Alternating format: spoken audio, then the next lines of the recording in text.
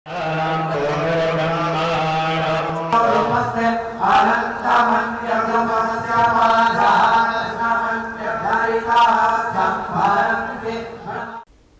माँ इंद्राक्षी, जय अम्बे। इंद्राक्षी धाम में दर्शकों आप सभी का हम हार्दिक स्वागत करते हैं। आज ऋषि पंचमी है। सप्त ऋषियों के साथ साथ अरुधंती का पूजन आज के दिन विशेष माना जाता है। ऋषि पंचमी का विशेष पूजन किस लिए होता है? जीवन में कई बार हमसे छोटी छोटी भूलें हो जाती हैं, छोटे छोटे अपराध हो जाते हैं, छोटी छोटी गलतियाँ हो जाती हैं। कई बार अशुद्ध अवस्था में भगवान के पात्रों को हमारा हाथ लग जाता है और कई बार कोई हम मंत्र जप रहे होते हैं, अनुष्ठान कर रहे होते हैं, स्तोत्र पढ़ रहे होते हैं, हमारे मन में अशुद्धि आ जाती है।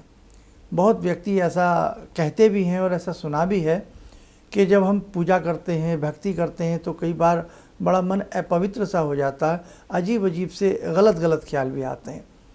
तो समस्त प्रकार के जाने अनजाने में हुए अपराध, छोटी छोटी भूलें, उन सब भूलों से प्रायश्चित हेतु आज की ये ऋषि पंचमी का जो पूजन होता है वो हमें त्राण दिलाता है, वो हमें बचा लेता है। जिस साधक के परिवार पे सप्त ऋषियों की कृपा होती है उस साधक का परिवार फलता फूलता रहता है। हमारे शास्त्रों में या यूँ कहें हमारे ऋषियों की वाणी में इस प्रकार की बात रही है कि उन्होंने अपने आने वाले लंबे समय तक की संतानों के समस्त प्रकार के दुखों को दूर करने के लिए नाना भांति के पर्व, नाना भांति के तीज, नाना भांति के व्रत हम सबको बहुत पहले से ही उन्होंने बता दिए हैं। बस आवश्यकता है आज उन सब बातों को बहुत अच्छे से मानने की और उन सब बातों को बहुत अच्छे से करने की। आज का पंचांग, फिर आगे की चर्चा। 28 अगस्त सन 2025, दिन बृहस्पतिवार, संवत 2082, भादों का महीना, शुक्ल पक्ष, तिथि पंचमी, नक्षत्र चित्रा, राहु काल 1:30 से 3, दिशाशूल दक्षिण दिशा। अब सप्त ऋषियों के नाम कौन कौन से, सप्त ऋषियों का नाम लेकर के आज हमें पूजन करना है। एक एक ऋषिवर का नाम लेवें और बहुत मन से लेकर के उन्हें आप प्रणाम करें। तो पहले तो सप्त ऋषियों का नाम देख लें, उसके बाद मैं आपको पूजन का भी तरीका बताऊंगा, आप सुने। गौतम, भारद्वाज, विश्वामित्र, जमदग्नि, वशिष्ठ, कश्यप और अत्रि। सप्त ऋषियों का ध्यान करें। आप फूल चावल साथ रखें। सातों के सातों ऋषियों का ध्यान करके किसी एक तस्तरी में तिलक लगावें। सप्त ऋषियों के नाम से 7 बार तिलक लगावें, 7 बार चावल छोड़ें, 7 बार फूल छोड़ें। धूप दीप का इशारा भी 7-7 बार करें। प्रणाम सबको भाव से करते हुए कि सप्त ऋषि, सबसे पहले क्या करना है आपको, सातों के सातों ऋषियों का मन में उच्चारण करके सभी का ध्यान करें, प्रणाम करें और ऐसा भाव विनीत करें कि 7 की 7 ऋषि सत्ताएं आपके घर में प्रवेश कर गई हैं। सप्त ऋषि सत्ताएं आपके घर में विराजमान हो चुकी हैं और हम अपने इन चक्षुओं से तो उन्हें नहीं देख सकते, लेकिन जो हमारे आंतर के चक्षु हैं, भाव के हमारे चक्षु हैं, हम उन चक्षुओं से सप्त ऋषियों का दर्शन कर रहे हैं। उसके बाद जैसे हम भगवान का पंचोपचार या षोडशोपचार पूजन करते हैं बेटा, उसी प्रकार से सप्त ऋषियों का षोडशोपचार पंचोपचार पूजन करके एक प्लेट में 7 बार ही तिलक लगा दें सप्त ऋषियों के नाम से। थोड़ा थोड़ा फूल चावल 7-7 बार छोड़ करके सबको प्रणाम कर लें और इन 7 ऋषियों का नाम 7 बार ही दोहरावें। ऐसा आपने सुबह ना किया हो तो ऐसा संध्या के समय कर लें, मध्याह्न में कर लें, किसी भी समय हम करने का प्रयास जरूर करें। और कई बार जैसे कोई भी अशुद्धि हो सकती है, पुरुष के साथ, महिलाओं के साथ, बच्चों के साथ कोई भी अशुद्धि हो जाती है और अशुद्ध से ही हम अपने घर के रसोई के पात्रों को छू लेते हैं। अब तो ज़माना बदल गया है, लेकिन आप आज भी ऐसे बहुत परिवार हैं जहाँ रसोई के मामले में बड़ी पवित्रता बरती जाती है कि अगर घर में कोई भी ऐसी अशुद्ध अवस्था आती है तो वो व्यक्ति भोजन नहीं बनाएगा। साथ में घर में रसोई में ख़ास तौर से जूता चप्पल नहीं जाएगा। बर्तन बिल्कुल अलग अलग रहेंगे, बड़े हिसाब से सभी बर्तनों को रखा जाएगा। भगवान के भोग लगाने के पात्र बिल्कुल अलग रखे जाएंगे। तो बड़ा ही विधि विधान होता है आज भी परिवारों में, और संभवतः ऐसा सभी साधक करने का तो सभी प्रयास करते हैं। लेकिन फिर भी हम भाई अबोध ही हैं, हमसे भूल चूक हो ही जाती है।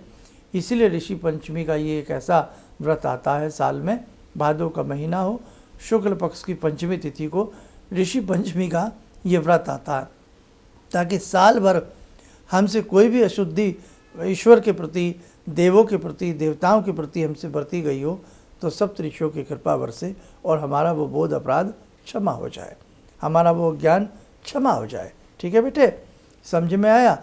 तो कहने का भाव, ऐसे ऐसे तीज त्यौहार, ऐसे ऐसे व्रत, ऐसी ऐसी परंपराएं हमारे सनातन धर्म में हैं कि आपको आश्चर्य हो जाएगा। देखो, बात कुछ नहीं है और बहुत बड़ी बात है कि यानी कि हमसे ऐसी भी कोई भूल हुई हो तो हमारा साल में ऋषियों ने एक दिन बना दिया कि बेटे उस दिन आप क्षमा मांग लेना, आप ऐसा कर लेना। तो साथ के साथ ऋषियों का जिनसे ज़्यादा कुछ ना भी आता हो तो सातों ऋषियों का नाम बेटे 7-7 बार ले लेना और अपने भगवान की पूजा अच्छे से करना, ताकि जन्म जन्मांतर के आपके पाप उतरे। प्रारब्ध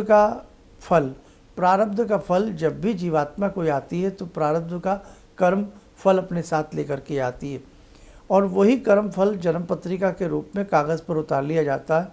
अरे आपके तो मंगल ऐसे हैं, आपके तो शुक्र रहते हैं, अरे आपको तो वैवाहिक सुख से वंचित रहना पड़ेगा, अरे आपको तो विवाह विलंब से होगा, अरे आपकी तो संतान विलंब से होगी, अरे आप तो धन से वंचित रहेंगे, या काया का सुख नहीं मिलेगा, निरोगी काया नहीं रह पाएगी। बहुत सारी ऐसी सवाल आपके पैदा होते ही आपकी जन्म पत्रिका के ग्रहों के माध्यम से संकेत देते हैं। अब ये संकेत कहाँ से आया? ये संकेत आया हमारे प्रारब्ध से।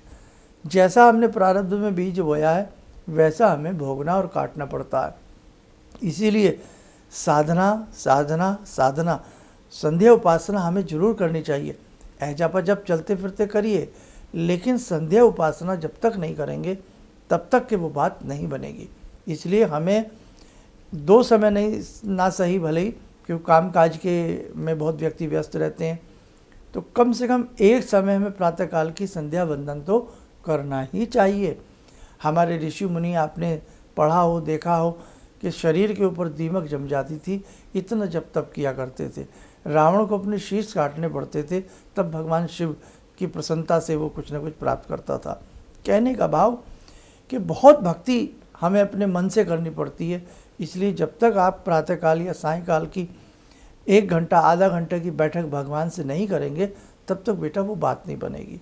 और उसी के साथ साथ जीवों पर दया जब तक आप नहीं करेंगे, जब तक हम ये जीवों के ऊपर दया करना नहीं छोड़ेंगे, आप देख लेना प्रकृति विरुद्ध रहेगी।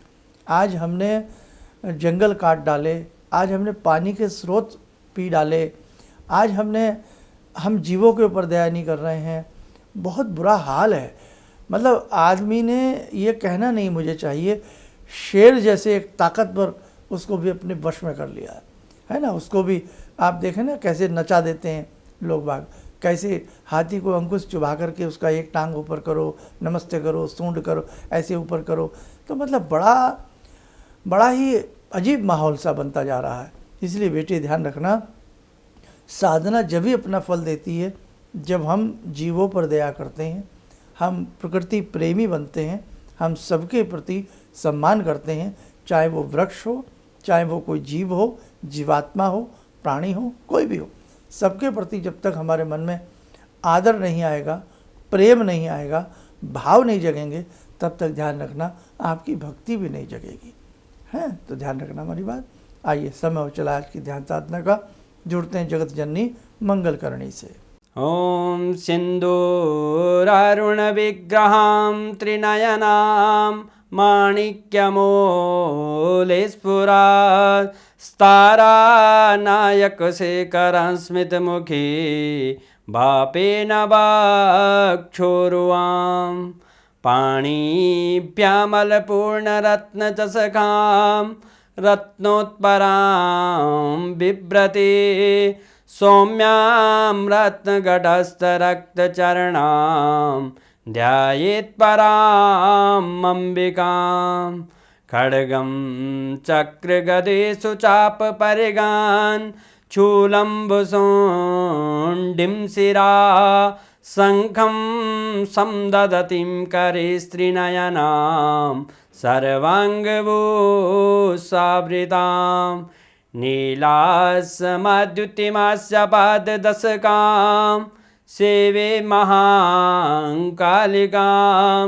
यामास्तो स्वपितैः हरो कमलजो हन्तुं मधुं कैटवम् विद्युद्दाम समप्रभां मृगपते स्कन्दस्थितां भीषणां कन्या विहकरवालखेटविलसा धस्ताविरासेवितां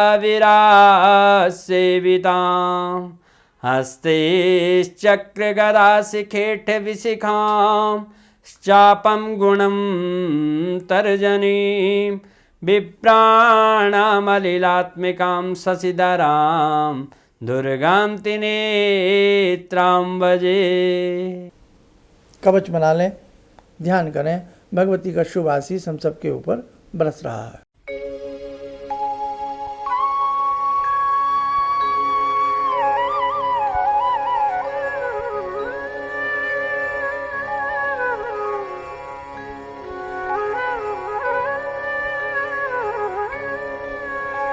ओम बोलते हुए नेत्र खोलें, सामान्य हो जाए। देखो साधकों, एक एक बातें ध्यान से बेटे नोट कर लेना कि कब कौन कौन से तीज आते हैं, पर्व आते हैं। हम आपको वर्ष भर के बताते रहते हैं, कापी डायरी में नोट कर लेना। अपने बच्चों को भी बताया करें, इनका मर्म समझाया करें कि ये हम क्यों कर रहे हैं, ताकि उनको एक समझ में आए। मानवता के नाते भी यदि हमसे कोई जीवन में भूल चूक हुई है और हम अपने सप्त ऋषियों से क्षमा मांग करके प्रार्थना करते हैं, क्योंकि ऋषि और गुरु वो ताकत होती है जो हमें नरक से भी बचा लेती हैं। इसलिए ऐसी परंपराएं बहुत सुंदर तरीके से हमें मनानी चाहिए। चलिएगा, आप सब लोग स्वस्थ रहें, सुखी रहें। इन्हीं शुभकामनाओं के साथ हम अपनी वाणी को विराम देते हैं। जय जय अम्बे। भगवान से जुड़ो, और भगवान से जुड़ने का जरिया आपने बताया, बहुत अच्छा लगा, बहुत धन्यवाद। और सनातन धर्म को जिंदा रखने के लिए आप जो प्रयास कर रहे हैं बहुत सराहनीय है। हम लोग को मौका मिला है, हम लोग भाग्यशाली हैं जो आपके करीब आने का हम लोग को मौका मिला है। किसी भी समस्या के समाधान के लिए मिले प्रसिद्ध हस्तरेखा एवं वास्तु विशेषज्ञ प्रोफेसर धर्मेंद्र शर्मा जी से। नोट: शिविर में भाग लेने हेतु एवं व्यक्तिगत रूप से मिलने के लिए कॉल करने का समय सुबह 10 बजे से शाम 6 बजे तक।